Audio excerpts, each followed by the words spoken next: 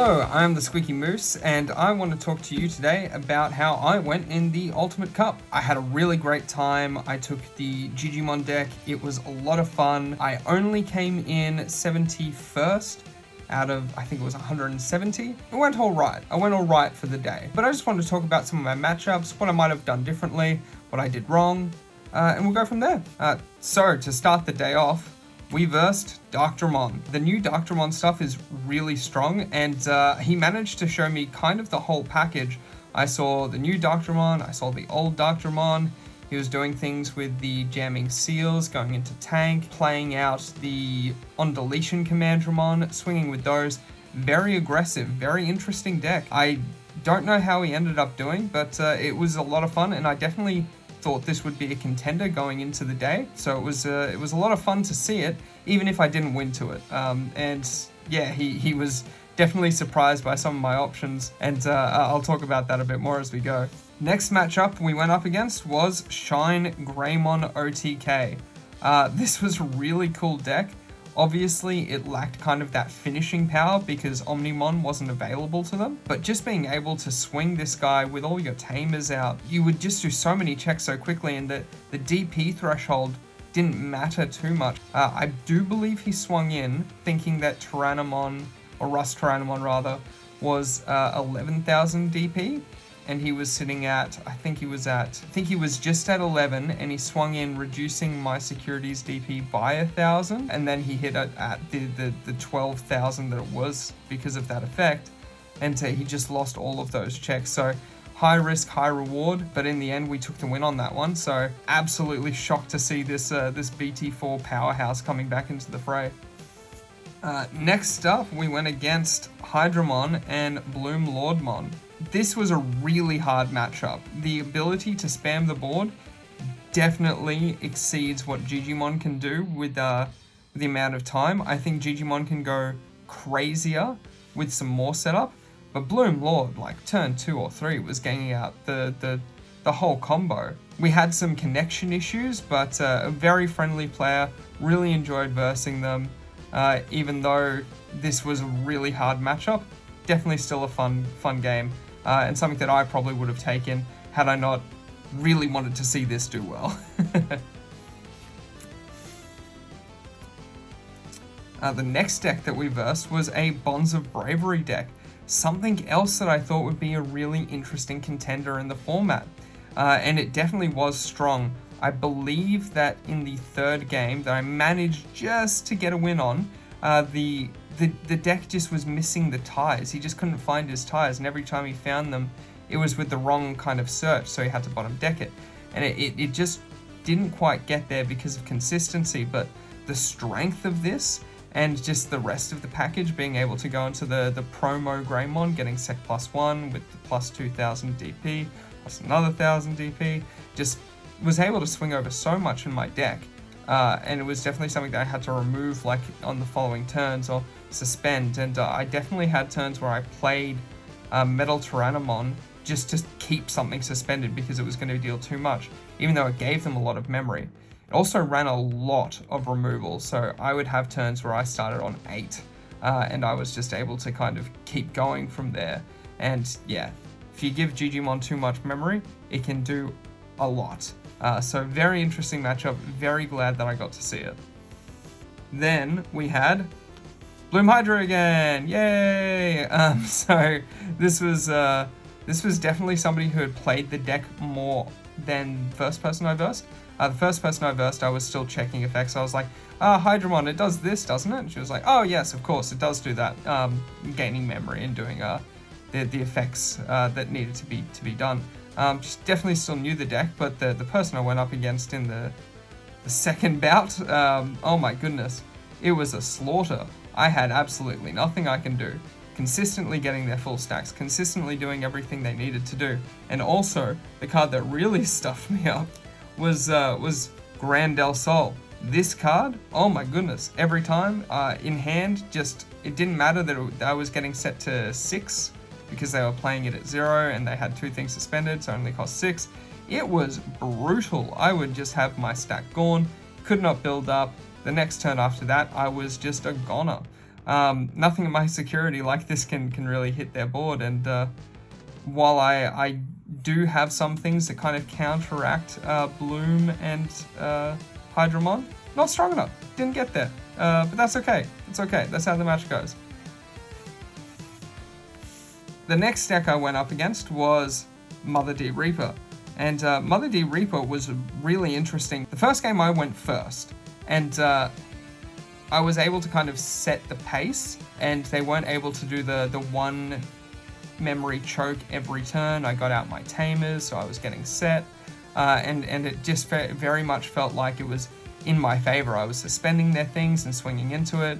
I had the whole combo with Metal Greymon, BT2 Tiger, and then Rust Tyrannomon to swing, trash something, unsuspend, pierce through, and then swing again very consistently. And it came up in game 2 as well. Game 2 was a lot closer. The Mother player was really just looking for, I think, either Reaper or Gatekeeper. Gatekeeper would have helped them gain that memory, that security, and keep them in the game for a bit longer, and would have stopped my board from being able to swing. But I could have swung with Jijimon into a Gatekeeper or one of their suspended things with the metal underneath, trashed a security, and then played out a Metal Tyrannomon from the top of my deck, because I knew it was coming up because we'd almost cycled through the deck already. That would have been able to suspend Gatekeeper and then swing into that using one of my other mons.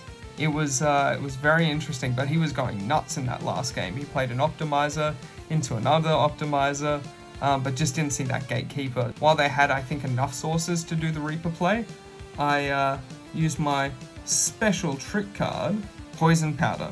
So if they had started swinging at me, it would have definitely been harder for them to end, because they weren't getting set. They were only on, I think, 3 memory for the start of that turn, and I had something like 4 or 5 security left, so Poison Powder would have saved me there. And it was good against Hydra and Bloom, just not good enough. Commandramon just didn't come out, but I really like this card. I don't think I'd change it. There's only a few other things that I probably would change overall. The last deck I went up against was a Grandest deck. So they were running one of the promo Grand Kuwagamon, and then they were just running the starter Grand Kuwagamon. And you'd think, oh, that's not too strong then.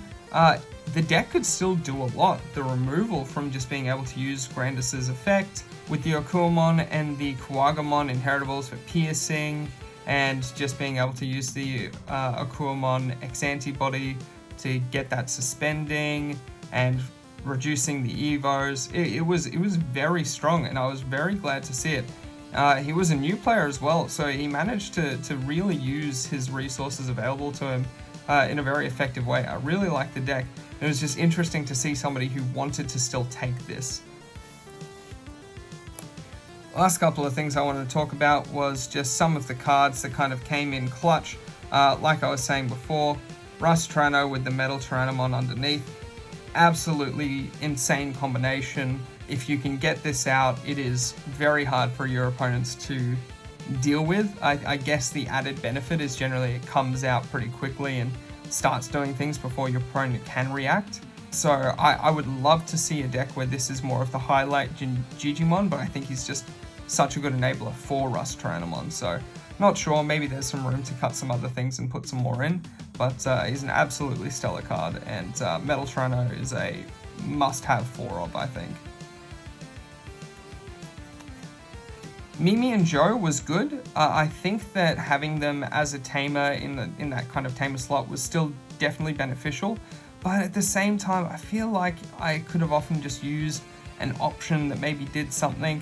The lack of like a removal option definitely was felt a lot of the time, but because of the way that Jijimon and the rest of the deck works, there's a chance that I just saw the option and saw it whiff right past. So Mimi and Joe still good.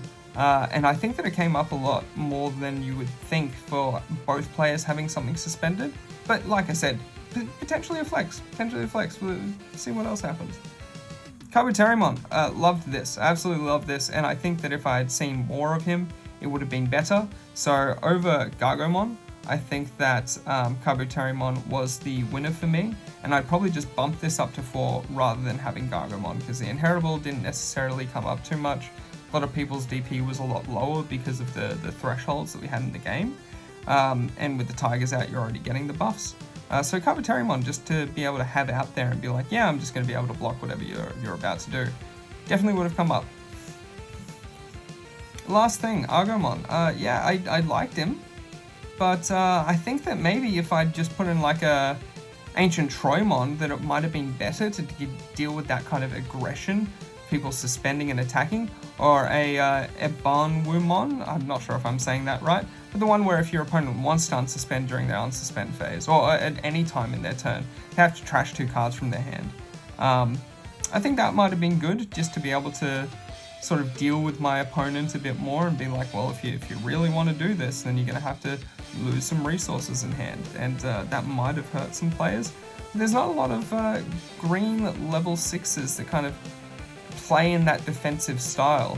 A lot of them just don't hit the mark, or they're very aggressive, so I'd like to see more from green, just being able to play defensively. Nidhogg was considered, but because of the way that Jijimon plays out something and you might not have the sources, I think that Nidhogg isn't possible. There wasn't probably any times where I was like, yes, I can do that now. So I definitely believe that it's more of a option to think about something else like a Bonwumon, or just another green level 6 that can give you the utility you're looking for. Hell, one of the Dino Rexmons might have even been good, but that requires some playtesting, and a little too late now. We'll see for the next Ultimate Cup if they've still got the same rules. That is the deck, that is the rundown. So in the end, I went 4-3. I had a great day. It went very quickly because we were using a new system. TAC has sent me the prizes. I've put up a short for that. And yeah, it was a lot of fun. I hope to see you at the next event, and I'll probably bring something else that won't win. I went there to have some fun with a deck that I thought was alright, and hey, just broke even, so it's pretty good. No, I didn't sweep the Ultimate Cup, but I'd do it all again anyway.